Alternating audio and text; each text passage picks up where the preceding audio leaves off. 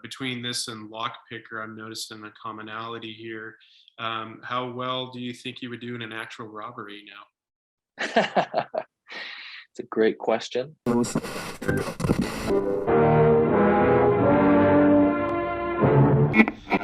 my curiosity takes me toward wondering how meticulous you had to be with this story. Like one that goes in one direction, quickly moves toward another, and then back, and then it moves back. It's like a zigzag, almost like a skier going down a slope. And so I wonder if that was by design. It absolutely was, and thank you for saying that. I mean, I think the hope in a film like this is to be able to really capture the audience, but then also when you're working in a genre space like this, to be able to maintain that intensity and defy expectations at times, but also keep up that suspense and keep up the thrills as you're moving through this experience. And so it was really something that we paid attention to. A lot of it was there in the script, and then we wanted to really honor how the cool twists and turns unravel and develop, but also to honor that visually and cinematically and musically, and make sure that things kept evolving for the audience as we went through the story. And then the layers of that were of course in terms of performance and the develop of the main relationship between Sophie and Kelly in the film, and then also the different bad guys and how they sort of each have their own moments in the film. And then of course you're navigating this physical space, so all of those layers were really considered, and that was a big part of the fun of putting together this puzzle.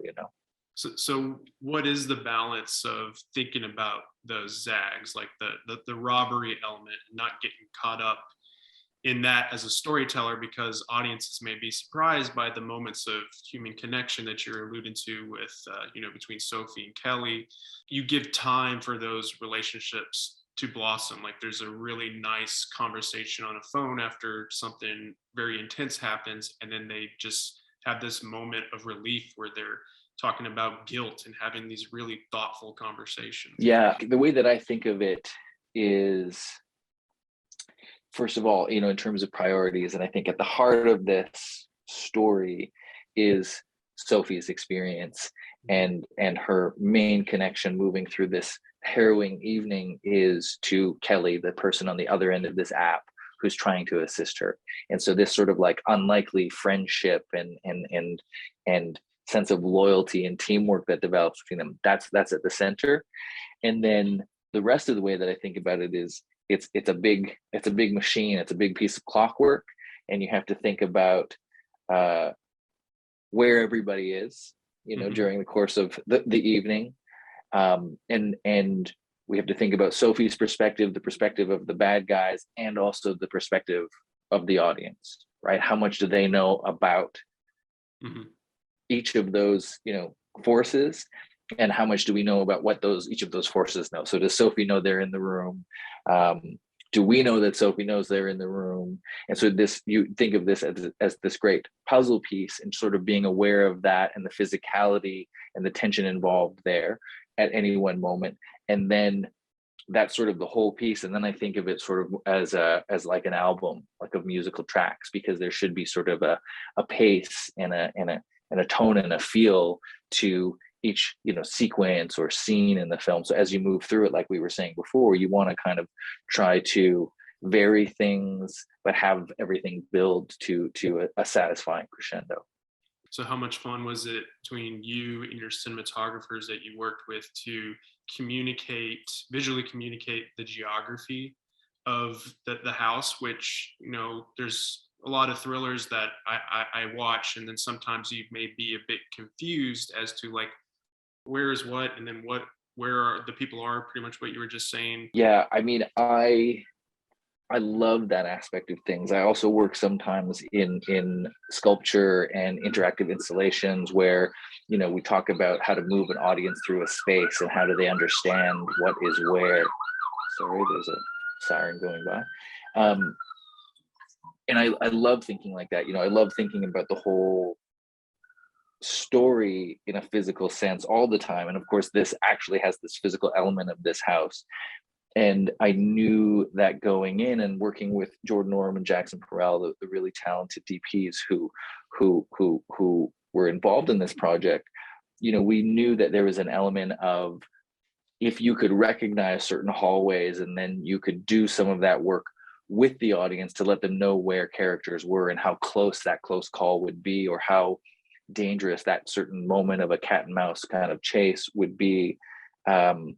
And if we repeated certain angles, that would help the audience to know where we were in the house.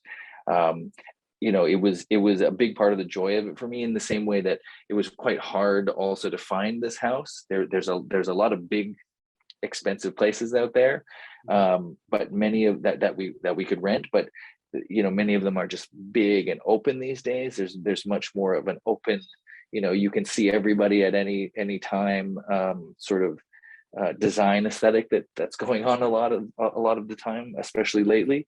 And so we really wanted to find a house that was unique and that could allow for all of these people to be in the house at the same time, but for them to not be able to be falling all over each other. And so once we found this house, which was a very unique layout and a unique sort of feel between the warm wood and the cold glass, and these beautiful windows that looked out into the kind of isolated landscape that it was in, then we started to be able to paint in these wonderful sequences that were in the script, but to put them into certain corners and hallways and then really have them come alive. I love that aspect of kind of laying this out for people. Yeah, I also love how you populate the space with certain things. It either it provides a setup and payoff of certain things, like the cocking of Chekhov's gun. That makes for some really fun moments. Especially, I was like, of course, one particular object, and I'm sure you know what I'm talking about. I was just like, of course, this is great. And then there'll be other elements that are like part of a really good joke. What was that one? Like, what am I, cultured, with the painting thing? Right. Which is really great too. So you talk about working with your production designer and filling out the space, making it feel like a real home, but also you have those elements in there that have a greater purpose. Yeah, so Kira Vernon was our production designer, and I would say, finding that house took a really long time, but that was obviously less than half the battle, because we had to make it lived in and allow for everything that happens during the course of this wild evening to feel like a real place, and to have all of these elements there, and to maintain this tone in this sort of half lit, dark, very dark to medium dark moments. It was a lot of fun to try to find those specific elements and to weave in all of those touch points. We had to build a fake wall to put a safe in there that people are working on and trying to get into. It was pretty amazing to see it come to life, and I think the team did an incredible job, which we also had to maintain, because we were shut down at one point due to the pandemic, and we sort of we started in the winter and we were only able to come back and finish it in the summer, which was difficult, because winter in Canada is very different than summer here. Right. Gotcha. And then what about incorporating all these like fun little influences or nods to things, that The Shining, with the intro, and then one particular image toward the middle? How was it like working some of those influences in there organically? Oh, it was great. I mean, I'm a big fan of sort of the rich history of cinema that's out there, in and out of genre lanes. And I think part of the the excitement for me in taking this project on was pulling from that, and how do we create a new mix of some of these influences, and how do we create a new and fresh version, which again I think starts with the script and sort of some of the expectations that you still want to deliver on or over deliver on, but how do you do something unexpected for an audience. It obviously has to be entertaining an audience that's new to this space, but also for people like yourself who might know all of the other stuff that's out there. How do you make that fun, and how do you pull some references but still kind of maybe turn the expectations on their head a little bit?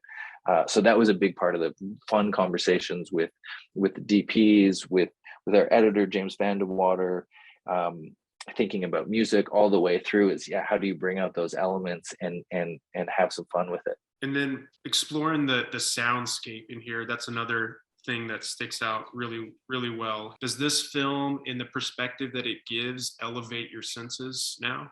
I think so. I mean, we had a lot of conversations about that and how to represent the sounds of this space. Obviously, music plays a big part. Our composers did an incredible job. Joseph Murray and Ludwig Voss are composers that I've worked with before, and the musicality of the different sequences and the sound design, of this like cat and mouse experience through this house at night in the dark, was going to play a big role even before you're representing the experience of somebody who's visually impaired and largely experiencing the world, in this way.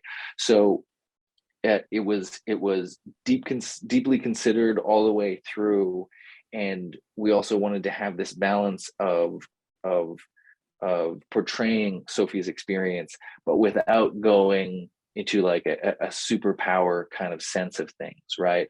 And we wanted to be careful to do that, to balance some of the tropes that we see with differently abled characters, often where they might be morally perfect and suffering martyrs, or they might, their differently abledness might give them some kind of other superpower which allows them to win the day, which we wanted to avoid.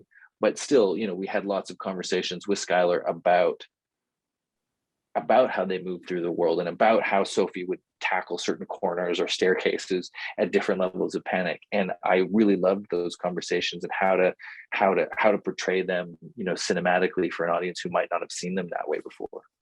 Right. And I want to end on a silly question. I hope you don't mind. Between this and Lockpicker, I'm noticing a commonality here. How well do you think you would do in an actual robbery now? It's a great question. Of course, hypothetical. Yes. I think I would do okay. I'd like to think I would do okay, but I would probably just start like trying to block things differently and get in trouble. Yeah. But I'd like to think that I have some survival skills in those kinds of scenarios. Yeah. I was just curious because I was listening to an audio commentary for The Place Beyond the Pines, and Ryan Gosling and Derek Cianfrance talked about how liberating it felt to go through those motions, because it felt like they actually went through the robbery. So now they don't have to do it anymore because they got to play pretend. Listen, I definitely think there's a lot to be said for living fears and dreams out in making things, and there's definitely some heat that comes off of any need that you would need to have those dramas in real life. I sincerely believe that, for sure.